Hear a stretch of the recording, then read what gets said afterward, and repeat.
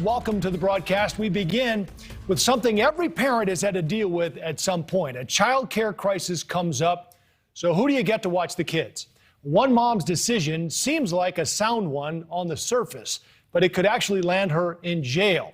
And that is the pulse of America. Melissa Henderson is a single mother of 5. She lives in Blairsville, Georgia. Back in May of 2020, COVID shut down her daycare center. She had to go to work. So she left her 4 younger children in the care of her 14-year-old daughter, Lindley. What happened next got her charged with criminal reckless conduct. Lindley was online in virtual school, and her 4-year-old brother, Thaddeus, slipped away and went to a friend's house down the street. 10 or 15 minutes later, Lindley noticed her brother was missing and tracked him down at the neighbor's. Crisis averted, right? A good outcome. Not so fast. The friend's mom called police. Henderson was taken into custody, and the legal battle has been going on now for nearly 2 years. The maximum penalty is a year in prison and a $1,000 fine. But if Henderson goes to jail, where would the kids go then? We should point out the Georgia Public Health website says this under child supervision guidelines, quote, children 13 years and older may be left alone and may perform the role of babysitter as authorized by the parent for up to 12 hours. Lindley, as we said, was 14 that day. Joining us now, the mother's attorney, David DeLugas. David, it's great to have you. Help me understand this. She left her kids with a capable 14-year-old. What are we missing here? You're not missing anything. What you're missing is that those people who have authority, in this case, the deputy sheriff of that county, decided that it was reckless conduct. There's more difficulty with that than meets the eye because in 1997, the Georgia Supreme Court said that this statute is unconstitutional because it is vague. It doesn't tell parents you can't do this. And more importantly, and to your point, sheriffs and other law enforcement have too much discretion to decide what's reckless and what's not. So it was declared unconstitutional some 20 years earlier. Right. I'm wondering if this is a crime, David. I think a lot of us would have done time on this. But 2 years later, how has this not been resolved? Well, it took a year for the district attorney's office to decide to prosecute it, and they decided that in April of 2021. I immediately filed a motion to quash, a fancy legal way of saying, let's kick it out, Judge. And we had a hearing on July 1.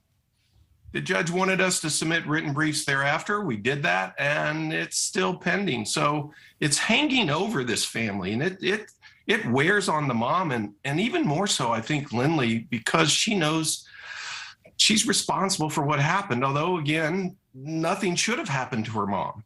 So what did she do wrong, David? I mean, this is what I'm struggling with here. As we said on the way in here in Georgia, 13 and older may be left alone. What did she do wrong? I cited that to the judge. In fact, before she was arrested, I sent by email a PDF of that Georgia Supreme Court opinion to the sheriff, to the district attorney's office, and to the magistrate court judge and said, hey, hold on, take a breath. They didn't bother. They arrested her anyway. So the answer is the mother did nothing wrong. In fact, the distinguishing point here is that the mother made a reasonable decision to leave her children in the care of the 14-year-old daughter. People do it every day, and it's fine. If while you're in the care of a child, you do something criminally negligent and the child is hurt, you might have some culpability, some criminal responsibility. But again, the decision she made was leave, 14-year-old in charge, my children should be fine, it happens. She did nothing wrong. I noticed in your motion, David, that you filed recently that you did bring up what happened with the neighbor, and that's something that caught my eye with this story as well. Now, normally, I think if a neighbor sees the neighbor kid, they'd call mom and say, hey, what's up? Do you need help or whatever? But she called police, not to judge the neighbor, but back in our day, this would have been handled much differently, and it would have been over in 5 or 10 minutes, right?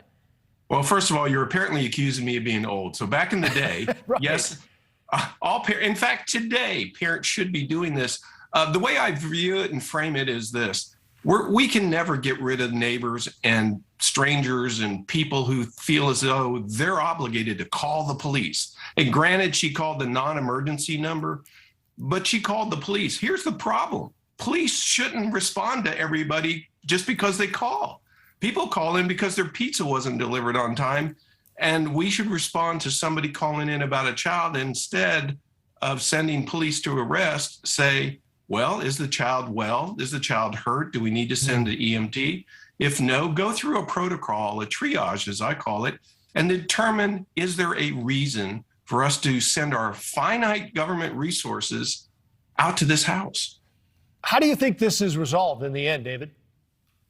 Well, I still remain optimistic that the trial judge is going to grant the motion and that will end this case. And if not, then I am going to appeal his decision not to grant it to the Georgia Supreme Court and let them wrestle with what's the difference in the facts here versus the facts in the 1997 case. And I might point out, in 1997, the mother was charged with the exact same crime, same statute. In that case, her 11-year-old cared for a 5-year-old, and for reasons that are not known, the 5-year-old was killed. Killed. So even then, the Supreme Court of Georgia said, tragic though it may be, it's still not a crime for a mom to entrust a teenager with the care of a younger child. So the statute was declared unconstitutional, and the charges were removed from that mom back in 97. So that's what makes this thing so puzzling now. We'll see where it goes. We should point out, too, that we asked Melissa to join us, but she was at work. But I do understand she'll be on Ashley Banfield's program tonight, and right. We do appreciate your time tonight. David DeLugas, the attorney for Melissa, thanks again. We appreciate it. Thank you. Thank you for watching. Click the red subscribe button below so you can get more of NewsNation's fact-driven, unbiased coverage.